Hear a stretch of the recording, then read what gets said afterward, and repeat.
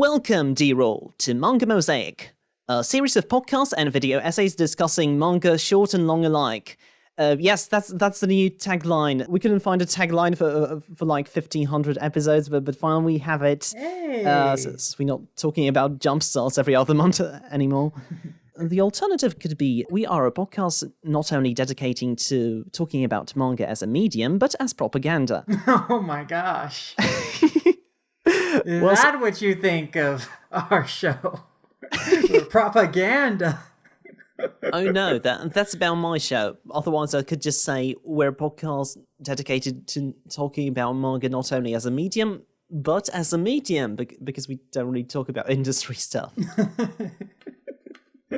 But yeah, I have with me a savant of the manga industry, the hosts of Manga Mavericks and Lum Squad. Please welcome LumRanmaYasha. Hello. Hey, thanks for having me. Yeah, I'm doing well. Something strange happened today. I opened up the fridge and an emperor penguin fell up and flopped on the floor. And there's all this fish in there in the fridge to feed it. I don't know where it came from. I don't know what's happened. It's just crazy, but I'll go along with it, I guess. What are the odds of that? That's the topic of the manga we're discussing today. It's I know, how timely, prescient, appropriate.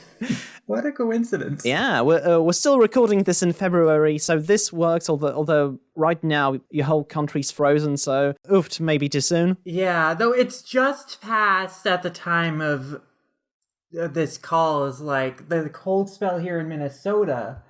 You know, it was pretty bad, pretty below the negatives for a long time there, but now finally we're kind of in the upper 30s in Fahrenheit, so you know. Ouch. It's gotten a lot better. Just like the characters in the manga, I mean, it seems that, you know, a lot of people, the Emperor Penguin, you know, it seems inside the house, regardless of the temperature outside, you know, he seems pretty comfortable. You know, even though he likes colder temperatures, it seems like whatever the temperature is outside, inside the house, you know, it's always right and nice. So if only we could have whatever magical heating that makes everyone feel comfortable. Yeah, it's true, like keeping a penguin requires temperature control. But anyway, we're getting ahead of ourselves. So today we're talking about The Emperor and I by Mato, published in Shonen Jump Plus on October 26, 2015. The series ended on July 12, 2017, I believe. Mato's other works, I believe, are like Marvel and Shonen Jump crossover Halloween Avengers, the super collaboration, and also the Darling in the Franxx spin-off manga. Yeah, one of them, a different one than the one Kentaro Yabuki did. This one looks more like a comedic chibi type. Oh, okay. I didn't know that there was another one. I see. Mm-hmm. Yeah, Yabuki's, I think, was more of a straight adaptation of the show. This, I think, is like the one that Mato did. I think is more like a gag kind of a comedy. Have you ever read it? I'm so curious how many gags about baby making they can make. No, Emperor and I is the only work of Mato's I think is available officially in English, so I haven't checked out their other stuff. The Emperor and I. So it tells the story of a girl named Kaho Minami who finds an emperor penguin in her fridge and decides to take care of it. And that's pretty much it. She has to tell her parents about it, she has her friends help out, and they have to keep it a secret from the neighbors. It's a really cute manga about a girl taking care of a pet. I think if you enjoy slice of life in general, you'll enjoy it as well. What did you think about it, Slum? I agree. At its core, it's basically an unusual pet manga. It's a creative exercise in thinking, hey, if you were to have an emperor penguin as a pet, what were some of the challenges that would come with that? Like, what are some of the characteristics of an emperor penguin that would be something you have to get used to, that you have to kind of adjust yourself around and kind of adapt to? What are some challenges in just taking care of it, worrying about, you know, whether it could get sick or any diseases or infections it could get just, you know, by lack of exercise or not, you know, cleaning it enough, and how will you deal with it molting and trying to get it exercise? You know, I like that it explores, hey, these are the kind of characteristics emperor penguins have in the wild. How is that going to translate if you were to raise it as a pet in a domestic setting? And it's very cute, just seeing all the various scenarios and adventures they get up to over the course of a year. That's another interesting thing about the manga, is that it basically takes course over an entire year from spring to the next spring, and we just see how the family lives with emperors throughout all 4 seasons. It's like divided in 4 volumes as well, right? Mm-hmm. Kind of perfectly matching just the change in seasons. Yeah, the exotic nature of like Emperor is definitely a draw in itself. As a pet, like alongside the cute antics, we learn some interesting trivia about penguins in the manga, how they find it easier to move around while gliding. That was very interesting. How the legs are actually quite longer than they seem, which was in a way a horrifying chapter. They waddle around with their legs bent at the knees, like they're bent at the knees all the time when they're walking, so they can actually like lift themselves quite higher than you think at first glance because they're crouching all the time. I wonder if Deku from My Hero Academia is the Emperor Penguin of Shonen Jump. He always does an air classes. Oh, he should change his hero costume to be modeled more after a penguin rather than a rabbit. Yes, yes. Yeah, the Emperor Penguins have really interesting tendencies, like always following the guy in front of you. In them keeping round objects under their stomachs, to simulate incubating. They eventually just gave it a Matryoshka doll. My grandparents have a few of those, since they were born quite close to Russia. Mm-hmm. I would say the main hook of the series is its down-to-earthness. Like, Emperor isn't overly cutesy in the typical moe animal character way. No, he has no big moe eyes at all. In fact, you can't tell he has eyes at all because it's just his head is just pitch black. It's a great joke in the first chapters when Kyle was telling her mama, "How can you resist these eyes?" And she's like, "What eyes?" He's just looking at the black void of his face. I love how Kaho is like the only person in the manga who can tell that he even has eyes. There isn't much to its expressions. It just becomes a house pet with its unique quirks that are very like endearing in their own terms. Although, even though without expressive eyes, we can't ever find out why the Emperor never loved its child. Well, it seems at the end of the manga, there are a lot of children that have come to the Emperor, so maybe we will find out in a sequel sometime, but that's how the manga ends before those questions are answered. Or maybe Emperor is compensating for something by trying to, incubate all these round objects. Like, is there something in Emperor's past that he is wistful about or regretful about, and that's why he finds himself having these surrogate children he's huddling under his stomach all the time? Maybe that's why he's mesmerized by Pengu and wants to watch it all the time. Yes! I can't believe till we get to Volume 5 and we discover the dark past of Emperor. Yeah, the dark, sad origin story. I probably recommend this manga to like fellow pet owners, as like there's some really hashtag relatable content right there. Emperor just commandeering random round objects in the house. Like it reminds me of our cats being fascinated by hairbands and packets of tissues. It's like really weird. Unibi doesn't care for balls at all. The plastic hairbands are the way to go, probably because of the spiral shape, which I'm wondering if Unibi would be a fan of Gurren Lagann. Anyway, what are your experiences with pets? Well, I'm not a pet owner, but a lot of my relatives have had pets, and so the experiences in this manga did ring true to my times interacting with those pets. And I do love animals myself. It's just due to my own circumstances, I can't keep pets. But yeah, I definitely could recognize very real animal pet-like weird behaviors in Emperor that have happened with my relatives' pets, like their dogs and whatnot, and some of their weird tendencies and habits. And I think that's delightful, particularly like when Emperor wants something. I think one of my favorite parts is when he gets addicted on Pengu, and at one point the dad just wants to watch the game, so he changes the channel, and like Emperor just goes up to the couch and he just like is staring right in the dad's face to just try and passive aggressively pressure him into changing the channel back. It's very funny, but it's so true to like what pets can do. Like if they're not aggressive, sometimes they will just stare at you very cloyingly to get you to do what they want. So I really found that amusing. I do like love Emperor's tendencies to just like lean on Kaho and others. In one of the side chapters, she tries to yank her leg away. Then he looks at her with hateful eyes, which again we can't see. Yeah, that is also so true. Is like, sometimes a pet is very clingy and very friendly, and then you kind of move away from them a bit, and they get a little sad.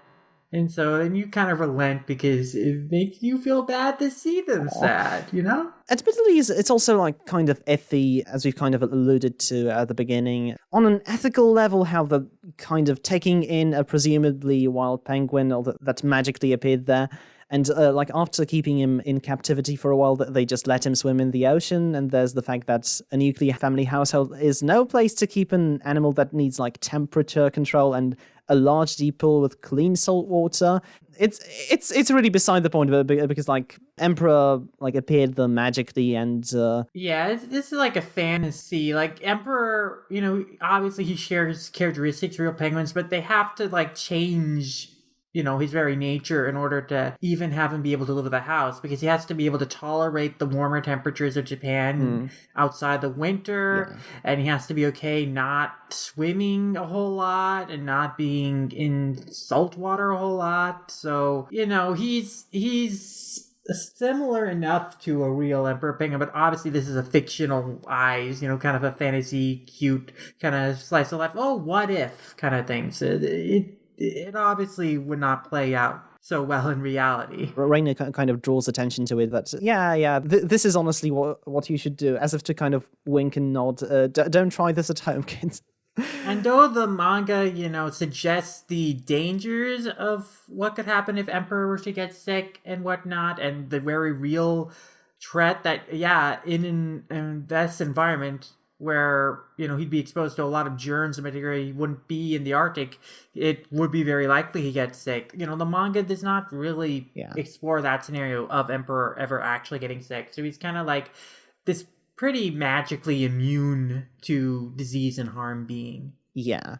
Speaking of like Reina, what were your like favorite characters of the bunch? I know they didn't really stand out, but I have a few of my favorites. Yeah, there aren't a terrible many characters in this series. It really is mostly the Minami family, and then the two Kitano siblings, and then a few other friends. I think that my favorite characters are just some of the side characters who are just really passionate about penguins and Emperor.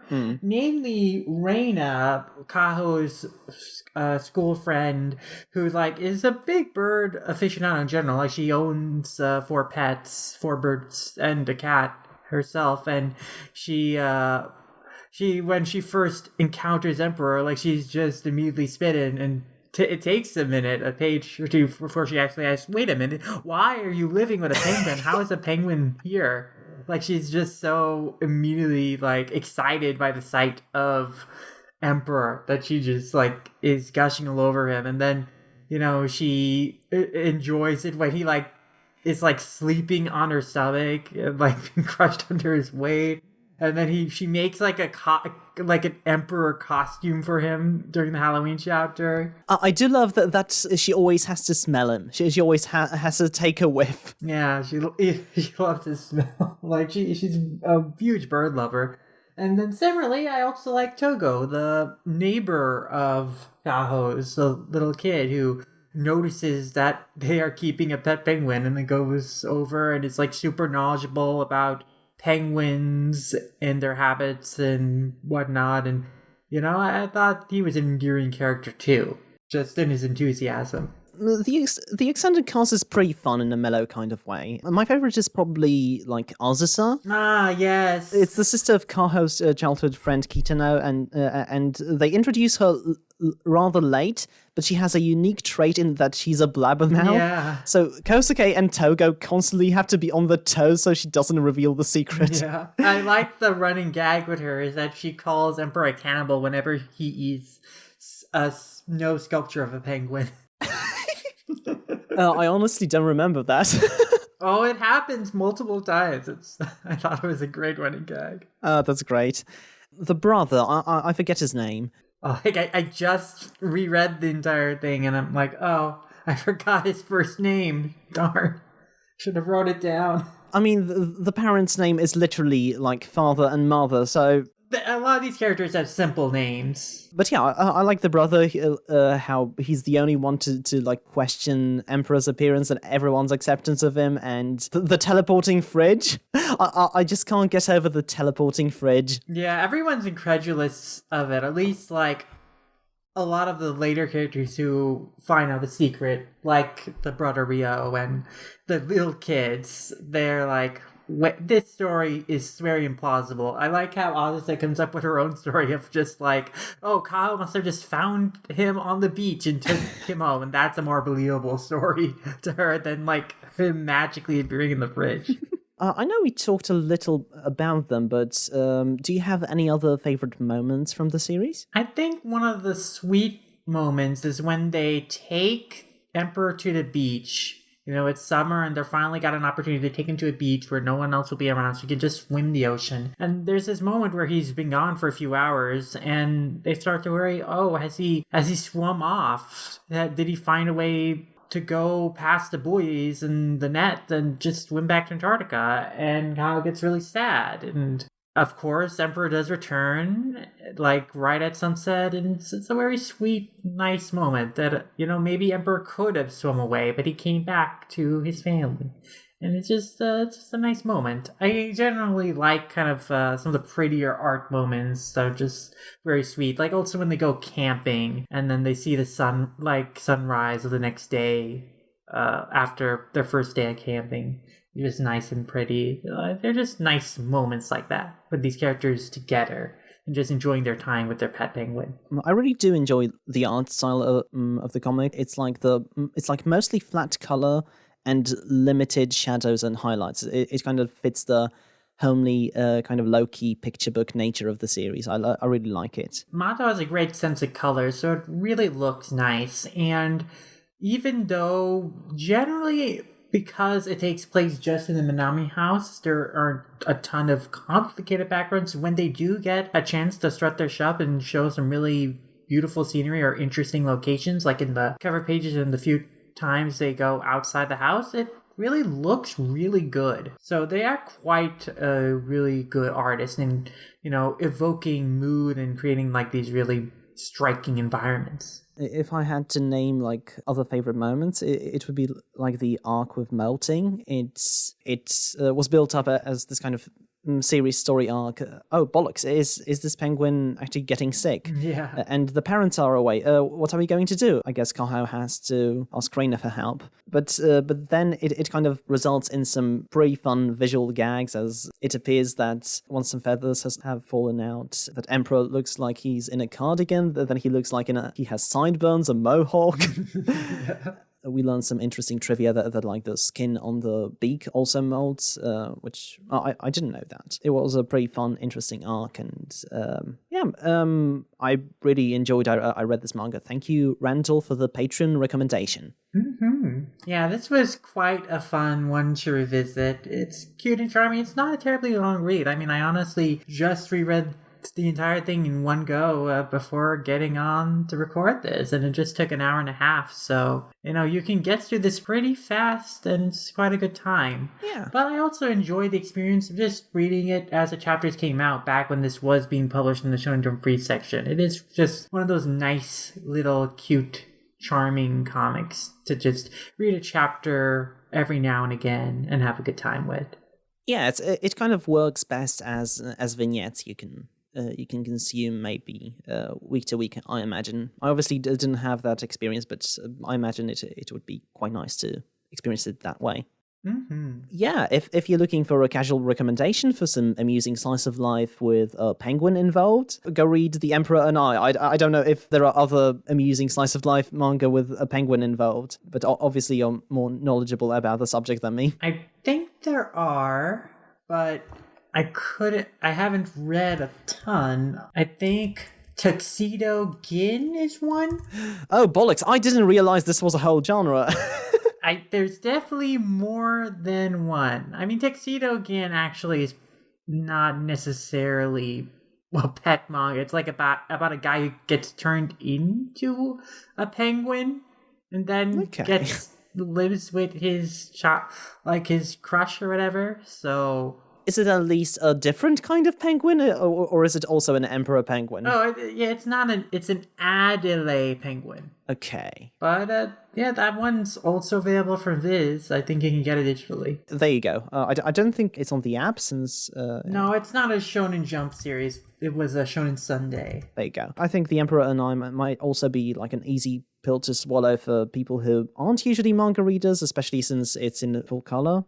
Yeah, I think pet comics should be an easy sell for people who like animals and have pets. It's quite relatable, even though this is obviously like kind of a rare / unusual fantasy pet type manga. But, there's still not like relatable experiences if you're a pet owner, or if you just had experiences with pets.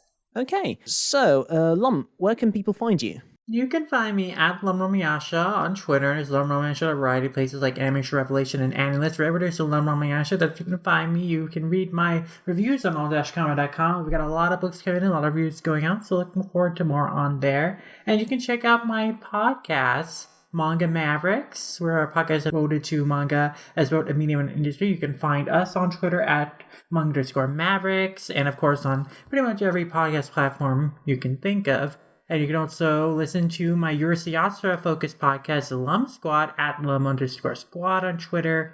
And that is also on pretty much every podcast platform you can think of. And if you like the art I do for my podcasts, like the thumbnails I draw or the art I make in general, you can find that on my Instagram at SidArtWorks. I did love the last cover you did for Manga Mavericks. It's all the characters from Demon Slayer bathing in banknotes and Zenitsu screaming. I haven't binged Manga Mavericks in a while, and I have a few podcasts in the backlog, but I'm also very much looking forward to your episodes on Food Wars. That's where you had Dr. Nova on, right? Indeed, and those should be coming out soon, I think. We'll be getting around to releasing them.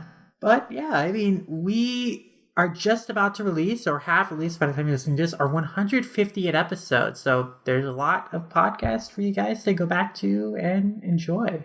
And a lot to look forward to from us going forward, I think. Ooh, yeah, do it. As for me, you can follow me on Twitter at Cheddar and at Duckface Diaries, and you can listen to Manga Mosaic on so many podcast hosting sites: Anchor, YouTube, Spotify, Apple Podcasts, Podbean, Breaker, Overcast, Radio Public, Pocket Cast, Podbay, Play FM, Listen Notes, Castro, Google Podcasts. If you can believe me, Manga Mavericks are on even more platforms. Anchor.fm/Wensleydale Cheddar and YouTube.com/C/Wensleydale Cheddar is where all the links are. Remember that much like the Emperor's Pouch, the YouTube algorithm is a dark abyss of sorrows and woes from which channels like these never resurface, and what helps us navigate it is liking, subscribing, and sharing the podcast with a friend.